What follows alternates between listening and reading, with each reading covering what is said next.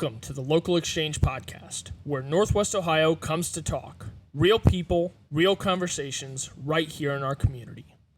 This episode is proudly brought to you by Caliber Custom Clothiers, defining style beyond ordinary. Welcome to episode 2 of our podcast. We are joined by none other than Mr. Chad Myers. Thank you very much for stopping over here.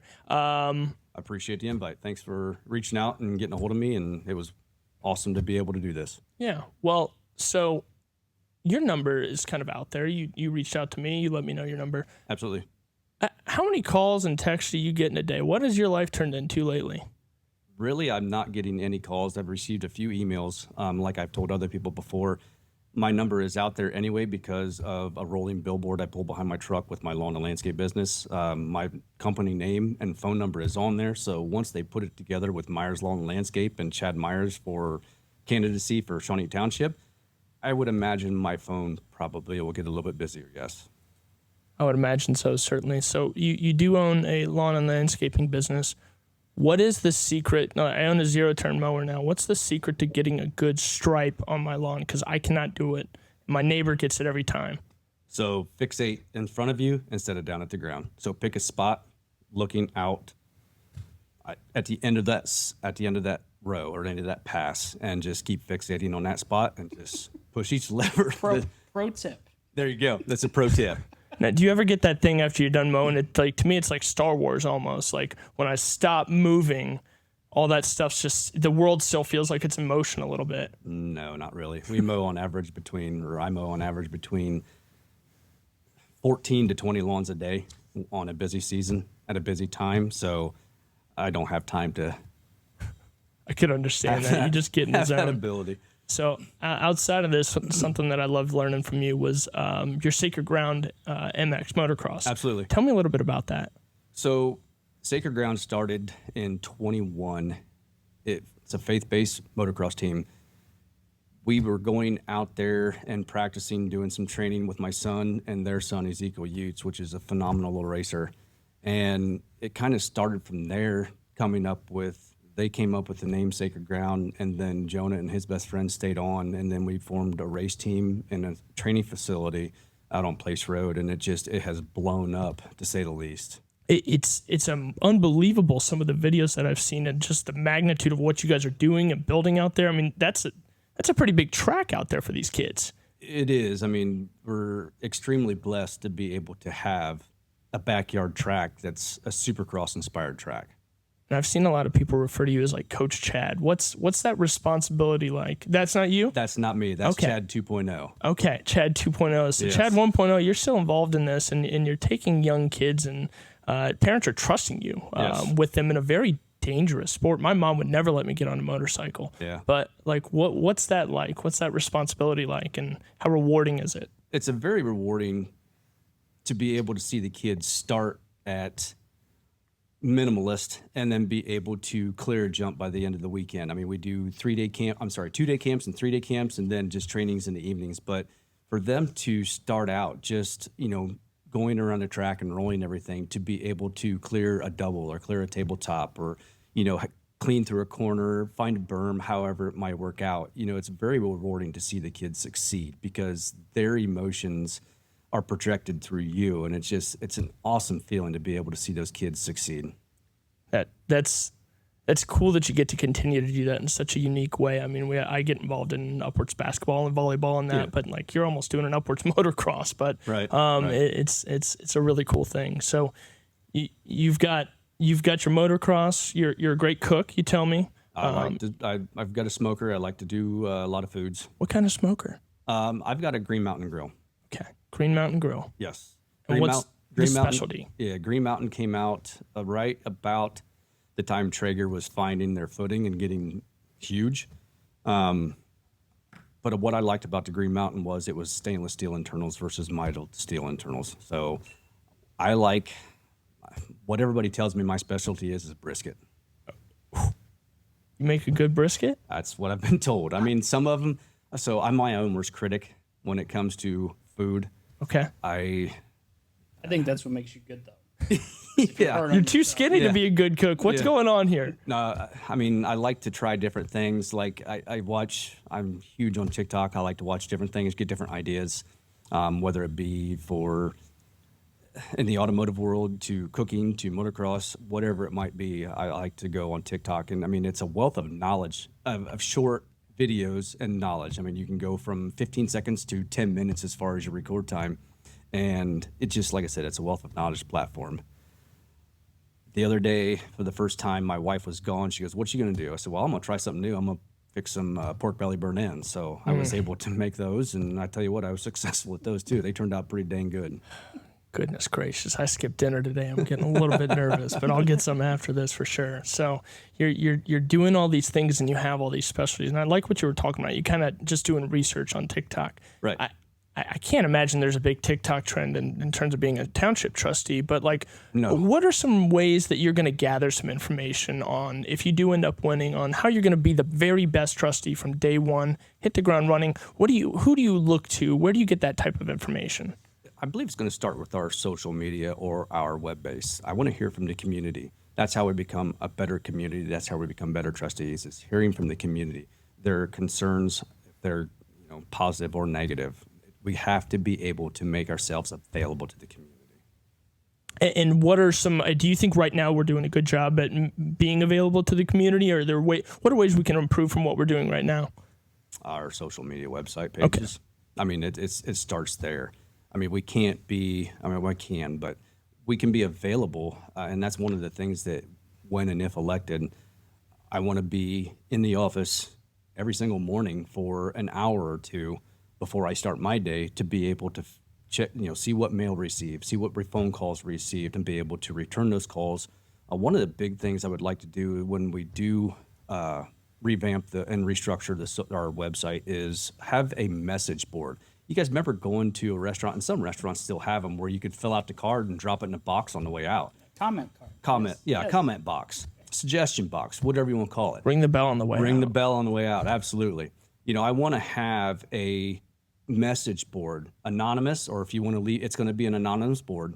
But if you want to leave your name, phone number, and contact information, that's great too. It's however the community member is comfortable doing so. Being able to hear from the community anonymously, I think they'll be more reserved or more apt to do that than calling. Agree with you there, Matt. I agree. Do you where did you come to be in Shawnee? Have you always lived here? Are you a transplant? I'm a 1992 graduate from Allen East High School. Okay. And then I kind of went back and forth. I went to Apollo, went back and forth between my mom and my dad. Spent a lot of time in Walpock. But I met my current wife in high school at Apollo. And then we got married in 2001, and then we moved into her house because she had more space. And my wife is a Shawnee graduate. She's been in the house that she lives in, that we currently live in, for 51 years. Wow. You think about what Apollo looks like now compared to what it looked like when you were there. Absolutely. It's completely different. Yeah, it's awesome to see what they do there, and just the focus that they have, and those kids go in there and they're set up in such a good position. That's one of the things about this community. You see the growth in Apollo and what's happening right there, and it just gives you hope. It's a very positive thing that's happening, and I drive by it every single day. I grew up right there on Brees Road, back behind the Dollar General, and it's I just pass by there every single day, and I see that grow into what it's turned into. So really cool. But everything that's going on, you got a lot of things on your plate. What eventually made you pull the trigger to run for trustee? I had actually thought about running in 2 years ago, and I was still employed with Allglaze County at that point in time, and I was under the impression it was conflict of interest, but come to find out after the fact, it would have not have been, because we got Allen and Allglaze counties. It's two different entities. So I wanted to do it back then, but God always has a plan. So at that point in time, it just wasn't my time. This time, seeing the turmoil that the township possibly, it's portrayed on social media. If you don't know, then you're living under a rock. The turmoil that the township appears to be in is I believe that I can make a difference and make a lot of changes within the way the trustees are engaging with the community. That's one thing we hear a lot about is transparency, and you use the word, it appears to be in turmoil. And I think a lot of that stems from we don't know. Correct. There's a We lot don't that, know. There's a lot that may not be being said. Correct. What would you do to ensure moving forward there is transparency and things are not as necessarily close to the vest as they appear to be now? There again, it starts with our website and being able to have community informant, and then also make myself available at every single event, whether it's a step event, whether it's the pancake dinner or the pancake breakfast that we just had on Saturday. You have to. I mean, if I understand, there's people who have busy lives, but there's 3 trustees. So if 2 or 3 are available or 1 are available, you guys need to work together, and as trustees as well, and be at each event all day long, whether you guys split it up into shifts or, however the 3 of us or them so choose to do so. One thing that you are probably, with your newest business venture, are becoming more accustomed to is a budget. Yes. Obviously, you in your day-to-day business we have a budget for Absolutely. this item, and this is how much we can spend, and this is how much we make. Right. The Shawnee budget appears to be a closely guarded secret. It's accessible if you know what you're looking for. I requested it, and I was sent the 25 budget, and I was set the projected budget for 26. When and if elected, that budget will be on the website as well. It's not going to be secret. Is there a reason? Why do you think it is? Can you make a case for why it might be? I have no idea why it's not made available. It's public knowledge. Everything that we do as trustees, within reason, is public knowledge. So the reason I say within reason, like with Chief Miller, there's an active investigation, there's a gag order. You can't talk about that. But did they say that? Right. So, that's why I say within reason. And just to be clear, do we know when that investigation ended and concluded? Because that's over now, correct? No knowledge of that. Okay. I thought that I was informed that concluded in July. I thought that I had heard the same thing, but Okay. why don't we have any information on it yet if it's already concluded? Just speculation then that I'm sharing. Okay. Speculation. Okay. It's either bring him back or get rid of him. We're going on 140, 150 days now that we're paying his wages, which rightfully so, but let's pay his wages and let him do his job. Honestly, I can't think of a township department. I've never thought about it this way, but like the fire department has gone through a lot of turmoil over the past couple of years, both just the life and then what's happening right now. And Right. how do they heal? They've got turnover that's really bad in the department, and Right. how does the fire department move on from this situation? And do you think that there's something that you could do as a trustee that could help that? I don't know if there's anything that I can do or anything that I can say to be able to help them move on from that. You think about a firefighter's life. That's got to be the most rewarding job, but it's also going to be the worst job because you see a lot of ways that you do good, but if you have a bad fire, you have a bad wreck where you can't save said person, or you have a loss within that call. And that's why I say I just don't know how you move on from that when the job is so trying in itself. Yeah. That's one of the things that, like, as a business owner, you wear the hat of chief conflict negotiator. Absolutely. Amongst your staff. Yeah, no kidding. Or amongst a client Right. and staff, or a Right. client and you.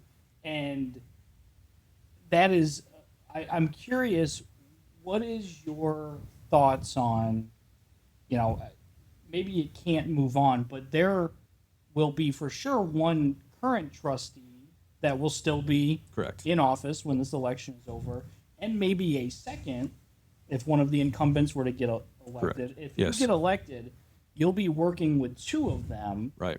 Do you see that? How do you navigate, merging yourself into their lane, so to speak, as them having some knowledge in the situation already? I'd like to think that I can work with almost anybody. I've done it, with the over 25 years at service at the All-Glades County Engineers, and I can do it with an incumbent and a seated trustee as well. Now, like I said at the town hall meeting, if I'm met with resistance, my now group page will become a township advocacy page, and I'll make sure and put everything on there so the community is informed. Couple levies on the levy renewals are going to be on the renewals, ballot this yes. year. In general, I think that renewals do pretty good on the ballot. It Yes, seems like there's no new money. It's just renewals. so. With that, one thing that we always want to focus on is that we're still doing a good job spending wisely Right. within each department. Obviously, you got some trusted people in there, but how do you step into a situation that you've never been in and kind of know that the town is being wise with their money? So school budget will be no bearing on us, but as far as the police budget, the fire department budget, and the roads and bridges budget, the department heads come up with needs and wants budget, and then they discuss it with the fiscal officer, and then at the end of the day, the trustees get together and approve or suggest what changes may be made. Okay. Buttoned up answer there. Yeah. So you've on this this November, we're going to be going to the ballot box. There's going to be 6 people on there. So at the town hall, you guys were really answering a lot of the same thing across the board, and that's great. But we've got to write 2 names down, and specifically you're on there. So what would be your case for why we should elect you? Why you're going to be the best person with Shawnee Township, and why we should trust you with our vote? There again, working at the All-Glades County Engineers for such a long time, it did give me an insight of how the trustees work and manage those positions. There's 14 townships in All-Glades County and 3 trustees plus a fiscal officer per township. So seeing what they have to do on the day-to-day basis and what it does take to be able to manage and appropriately manage their township and the demands that they have and just everything that they had to do. I saw firsthand what it takes to be able to run said townships. So you've got experience in working for the government Absolutely. and the bureaucracy of all that. Yes, sir. And you also, and I don't want to speak out of turn, I know Kenny does not. Are Paul or Mindy business owners?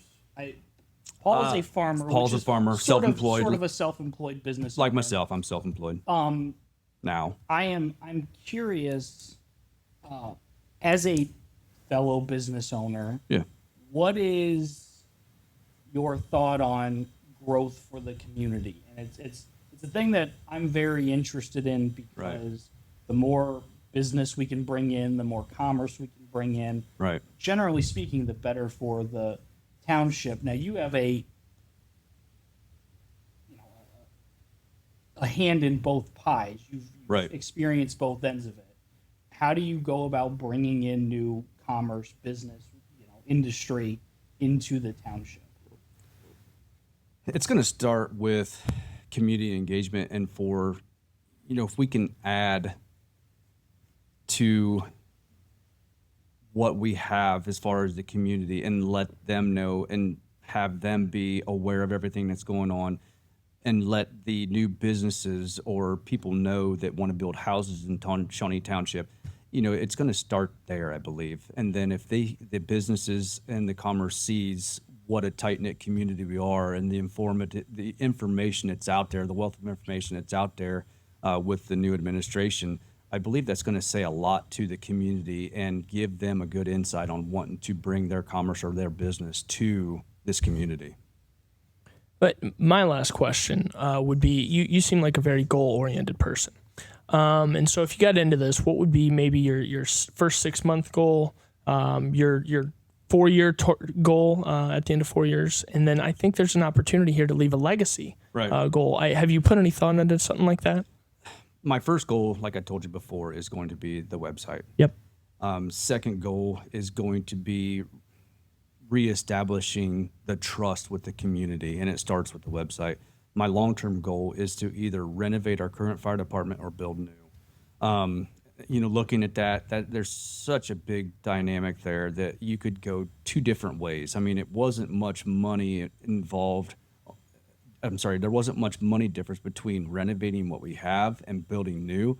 But with the rising cost of construction materials, like I said, at the town hall meeting, who knows what it's going to be like when we do initially have the money to build a new firehouse or renovate what we have. I mean, I was presented with a question and they thought it was kind of cool with the Walpole community. It's that firehouse started with the horse-drawn, engines or the horse-drawn buggies, as far pulling the water behind them, however they did it back then. I can't pretend like I know. I think they got one down at Crown and New Bremen. Yeah, and I think they have one on display in Walpole as well. Yep.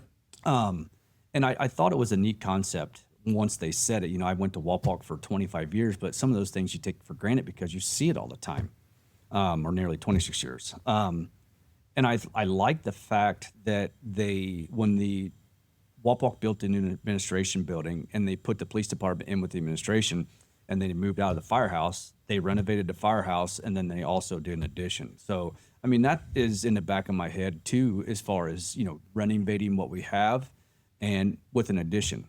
One of their biggest concerns is backing in off of Fort Amanda there to, put when they come back from a call. Yeah. So I'm sure. And that's it's a busy road. So I don't know. There's that whole different wealth of knowledge there, or not knowledge, but of ideas there that, what do we do? Do we build new or do we renovate what we have? It's refreshing to hear. It's a complicated puzzle, and it's not just as easy as we need to build a fire station. Correct. We've got to make the right decision with the money we have. Absolutely.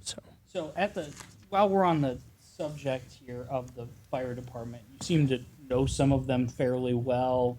You seem to be very knowledgeable on the topic. I won't say knowledgeable. I'm learning as we go. Right. You seem to be more knowledgeable than I am on the topic. Okay. And the reason that I started really paying attention to this election was I started to see the issues with Chief Miller, Right. and with the fire station, and then I was like, I don't even remember if I voted for that levy. Right. Did they just waste my money? How do you go about, and I think this was asked at the town hall, and I wanted to give you a chance to give a more succinct answer. Okay. If I can. If you can,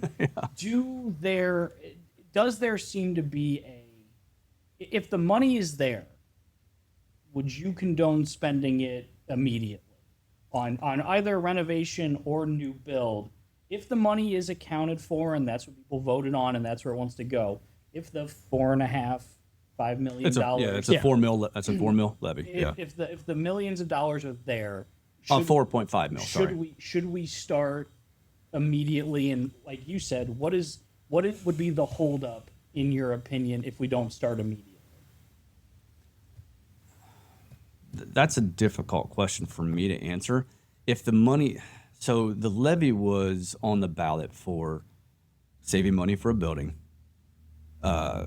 replacing age-out trucks, manpower, and some equipment, if I remember correctly. So we have replaced 2 of the Tahoes. They've been replaced. We're getting a new engine. I've got mixed emotions about the sale of the ambulance. I see the need for having 3 because while we were there on the pancake, both ambulances went out. Then there was not another one for transport, that is.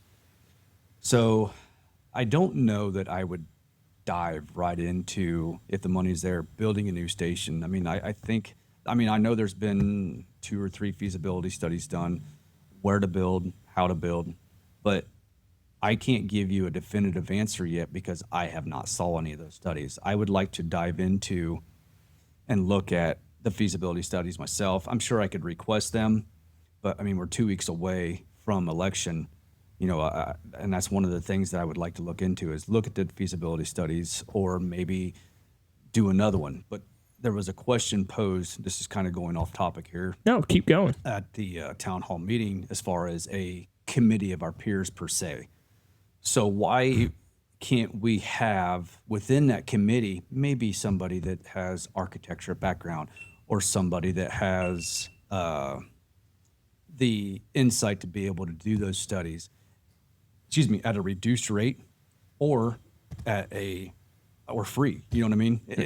Just to be able to help out the community so we don't have to constantly pay for the feasibility studies every time we do them. I thought that was a great idea. I thought that was a phenomenal idea as well. If we could set a community of our peers, especially if we have some knowledge in there or some background in there with architecture or feasibility or accounting or however it may go, you know what I mean? Have that committee available to work for the community. Yep, couldn't agree more. Matt, you got anything else? What would you like voters to know? Maybe people that do not know you, they don't know any of the candidates, they're coming into this blind. If you could give hey, this is something that, The elevator pitch. right, this is my 1 minute, this is why I'm the guy for the township.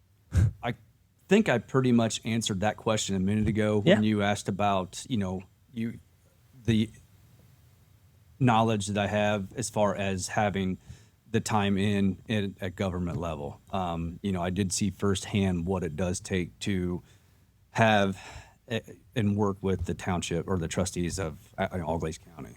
So that answer is portrayed in this question, or this answer is portrayed within that question. Anything else you want to talk about today? I can't. We can start talking about pulled pork and burn-ins and all that again if you want to. I'm we fine. Talk about the Browns' victory. There's always time to talk about the Browns' victory. I don't have. I don't have no information on football. No. And somebody says the Bucks are playing, or the Ohio State's playing this weekend. I was like, who's Ohio State? They didn't think that was very funny. Don't say that. I know who they are, but it kind of caught them off guard, Well, so no sports for you, motocross. You know what? You don't get out there and golf, pickleball. So I did golf at one point in my life, but I got tired of chasing that little ball all over the golf course, and we found Topgolf. Oh yeah. And I was like, this is where it's at. That's way better. The driving range I'm way better in the driving range than I am out on a fairway. You can get a bunch of people together and get your little cabana or whatever you want to call it at Topgolf, whether you're on top floor, middle floor, bottom floor, and just have a good time with your friends versus, people or two people in a cart and following each other all over the course. That's I asked Kenny how we get a Chick-fil-A. How do we bring a Topgolf to Shawnee Township? just a little one, just a baby. Topgolf Junior. Right. Can we get that? I have no idea. Chad. We kind of have. If you want my vote, I need a Right, Chad, I need Topgolf to know. Junior. Okay, then you know what? We have a mini Topgolf over there across from Tamarack. Is there anything you'd like us to ask any of the people running that would come in that are coming in? We have Mindy and Paul scheduled. Okay. We'd love to have the incumbents come in, Right. including Jim Recker, who's Joe Recker. Joe Recker, who's Yeah. not running again. It's all right. But we've, I believe, invited him as well. We've reached out to all three. We'd love to have any of them come in. Right. Is there a question you'd like one of the people running or one of the incumbents that you're dying to know yourself? Probably just what you've asked me, your views. It seems like the four of us, our views are pretty much across the board the same. But they may, and that's what, when we started this road to the town hall meeting and working with John back and forth, and that was one of the questions that I kept asking John. It's like, okay, we got a 4-person format. How are we going to, as 4 people, answer the same question and try and come across different? Because that's hard to do when you have the 4 of you have the same views. If anybody can elaborate on the questions that were asked, one of the questions, sorry, I digress.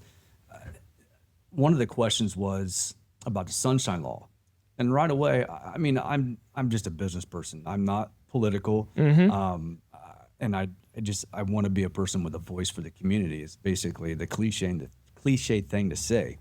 But I said right away, I'm sorry, I don't know what the Sunshine Law is, I mean, I was honest 100% right away. Yep. And I did say, but John, the way that you answered the question, I have a gist of what it means and I can answer. I have now started reading up on the Sunshine Law.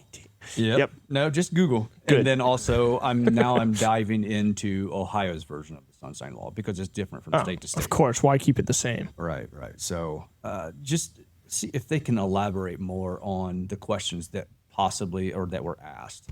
Well, you run on honesty. Yes. That's a great example. You're sitting in front of a room of 190 people that are voting, and you Right. say, "I am not familiar with this law." I appreciate that. Absolutely. Because you can't know everything. No. And so for you to immediately follow that up, go on, do your research, and figure that out, and now know an extra level that I didn't know until just sitting right here. Right. Obviously, I'm not looking it up, but that speaks to the fact that like you're following up on something that was important to a community member. So I appreciate that. And absolutely. I mean, if there's a question that comes across the message board, if I'm out in the community and I'm asked a question, if I don't know right then, you can bet that I'm going to find out. I'm going to take down your contact information, and then I'm going to reiterate the answer to you later on.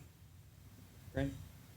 How can people, let's say somebody wants a yard sign, somebody wants to support you, is there a way to get a hold of you? Is there a Facebook page they should go to? Just call you. Yeah, I've got my Facebook. It's Committee to Elect Chad Myers. It's a Facebook group. I did a group on Facebook. Just it was something different than doing a whole page. I mean, at the end of the day, most of these are going to remain idle or be deleted at that point in time. And for me, it was just as I'm tech savvy, but I'm not tech savvy. If that makes sense. At the end of the day, it was just quicker and easier for me to do the group and make it open to the public and anybody can join. So they can message me there, or I mean, if they're watching this video, I'm sure they can see my phone number on my chest. We'll zoom in. I don't know that I'm good enough editing, but zoom in on. We'll try. Yeah. I mean, like I said, I pull my trailer around Shawnee Township within Lima, and my phone number's on there. So if I wanted to be private about this, I probably should have thought about it before I was pulling a trailer around with my phone number on it. Probably don't run. Yeah. If you want to be a private person. Absolutely. And I'm not, I mean, we do have a disconnect. We do have some private time with our lives. But at the end of the day, I want people to know exactly who I am. And to my knowledge, I don't have anything to hide. Couldn't agree more. Chad Myers, thank you very much for stopping in. You're very welcome. Go to the voting booth on November 4th. November Correct? 4th, yes. Or early voting started October 7th. I believe absentee is done now as far as getting your absentee ballot mailed to you, but you can go every day up to the Board of Elections starting October 7th for early voting. And check, because some people's location has changed this year, Absolutely. including my own, which Yeah. I found out yesterday. Yeah, your polling stations have changed up a little bit, and I have not yet looked at where mine is, but I need to maybe go. I would get your vote in for yourself if nothing else. Absolutely. So I've got to go turn in some paperwork at the Board of Elections probably tomorrow. So I will probably just pull my ballot then. Maybe double check. Yeah. Well, thank you again for stopping in, and Absolutely. best of luck at the election this year. I appreciate it. And I hope to just see trustworthiness and goodness out there. So let's wrap this up. All right. Thank you, gentlemen. I appreciate you having me. Thanks.